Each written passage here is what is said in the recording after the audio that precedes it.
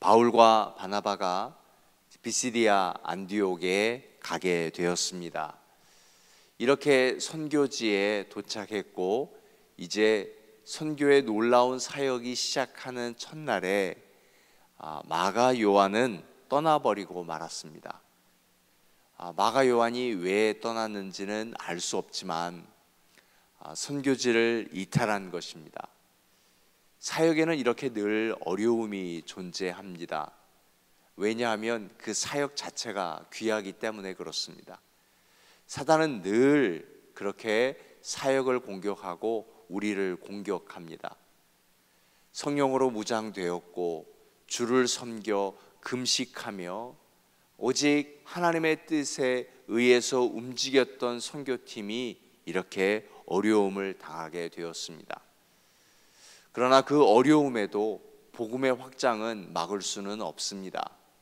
바울과 바나바는 우리 계속해서 사역을 이어나가자 결심하고 계속해서 사역을 진행하고 있습니다. 그럴 때 바울에게 복음을 전할 수 있는 기회가 왔습니다. 바울이 설교를 하는 내용이 오늘 우리가 읽은 내용입니다. 오늘 우리는 바울의 설교를 읽었던 것입니다. 바울의 설교를 정리하면 오직 예수 그리스도입니다. 재밌지 않습니까? 바울이 누굽니까? 예수 그리스도를 믿는 이를 박해하고 예수 그리스도를 부정했던 이입니다. 부정했던 그가 예수 그리스도를 전하고 있습니다. 베드로의 설교와 바울의 설교는 동일하게 예수 그리스도를 전하는데 그런데 다릅니다. 베드로의 설교를 읽다 보면 베드로의 모든 설교는 예수님의 기적의 중심이 되어 있습니다.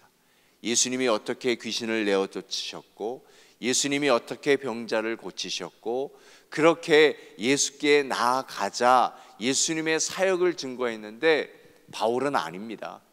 오직 예수가 그리스도이심을 신학적으로 증거하고 있는 것입니다. 오늘은 특별히 저 먼 옛날 그 이스라엘의 역사까지 들어가면서 이제 예수 그리스도를 전하고 있는 겁니다. 그런데 이 설교가 찔림입니다. 아픔입니다. 누구에게 아픈가 하면 유대인에게, 이스라엘 사람에게 아픈 설교입니다. 이렇게 설교하고 있습니다.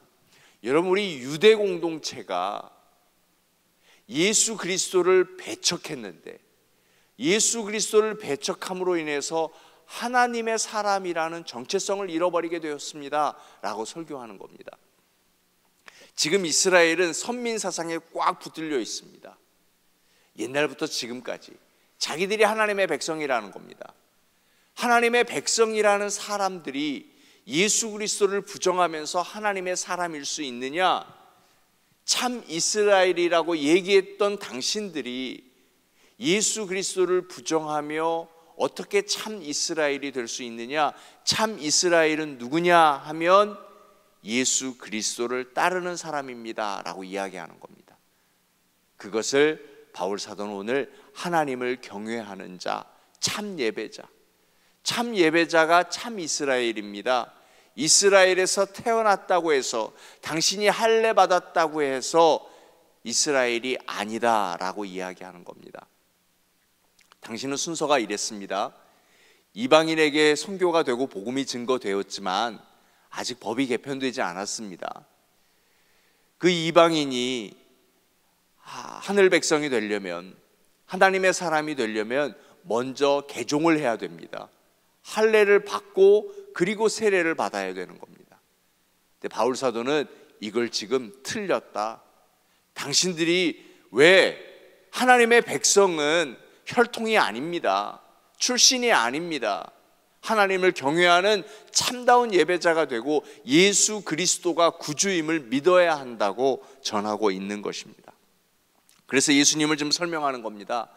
예수님은 빌라도에 의해서 죽었지만 하나님이 그를 다시 살리셨습니다. 우리 사도신경 얘기 나누는 그대로입니다. 그들은 역사를 알고 있으면서도 하나님을 예배하지 않습니다. 그냥 역사만 알고 있는 거예요. 중얼중얼 성경만 읽는 겁니다.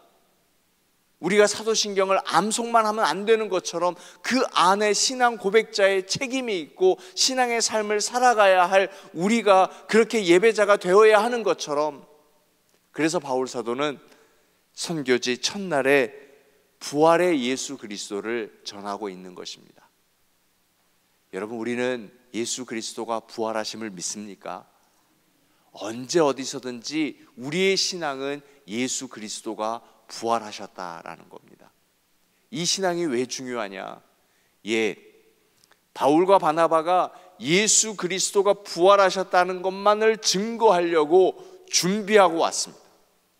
금식하며 왔습니다. 선교 훈련하며 왔습니다. 사역의 큰 어려움, 마가 요한이 떠나면서 갑자기 불어닥친 그 어려움, 예상치 못한 어려움에 흔들리지 아니하고 부활의 소식을 전했던 것은 그들의 신앙이 부활의 신앙이었기 때문에 그렇습니다. 우리에게도 어려움이 있습니다.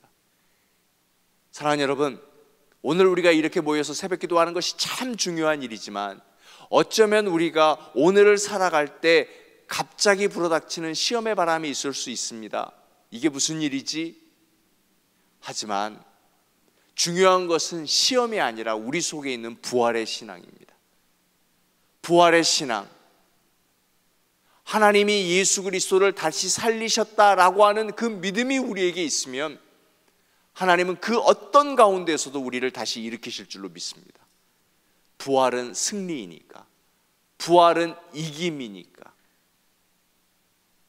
그래서 십자가와 그 죽음 사이에 우리는 과연 부활의 신앙을 가지고 있는가? 사마리아와 갈릴리 사이에 우리는 부활의 신앙을 믿고 있는가라고 하는 것입니다. 나는 부활의 신앙을 가지고 있는가 알 수 있는 길이 있습니다. 예수 그리스도, 그분이 다시 살아나셨음을 끊임없이 증거합니다. 부활 신앙은 곧 증거자입니다. 위트네스입니다. 우리는 증거하지 않고는 견딜 수가 없습니다. 사람의 속성이 그런 것 같아요. 견딜 수 없어요. 나쁜 것을 그래서 전할 수도 있습니다.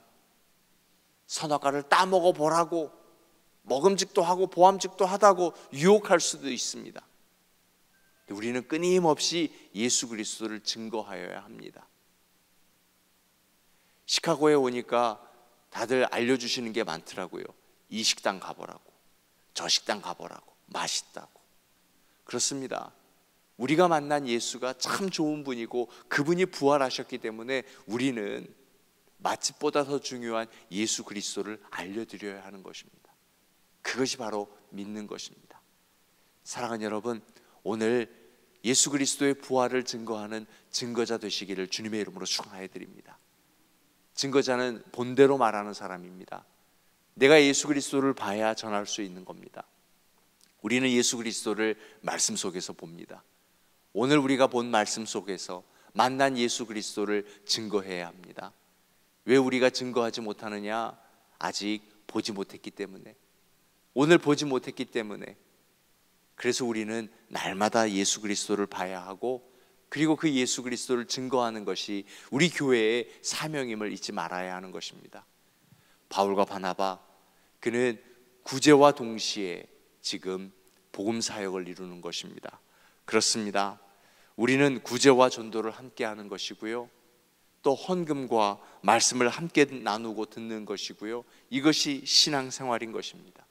어떠한 힘든 상황 속에서도 복음을 전한다는 것이 우리의 사명임을 잊지 아니하고, 오늘 또 우리의 주어지는 상황 속에서 예수 그리스도를 본대로 증거하실 수 있기를 주님의 이름으로 축원하여 드립니다.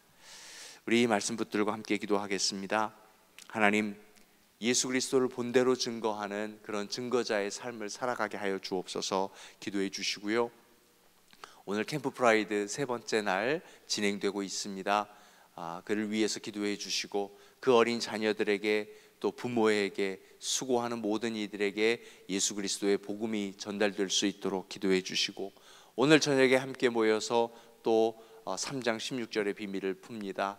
하나님, 우리 두나미스 나잇 성령의 충만한 예배가 될 수 있도록 위해서 기도해 주시고, 출타 중에 있는 분, 아프신 분들, 그리고 또 느헤미야 프로젝트 진행 중에 있는 모든 일들 속에서 오직 하나님의 역사하심이 있을 수 있도록 함께 기도하겠습니다.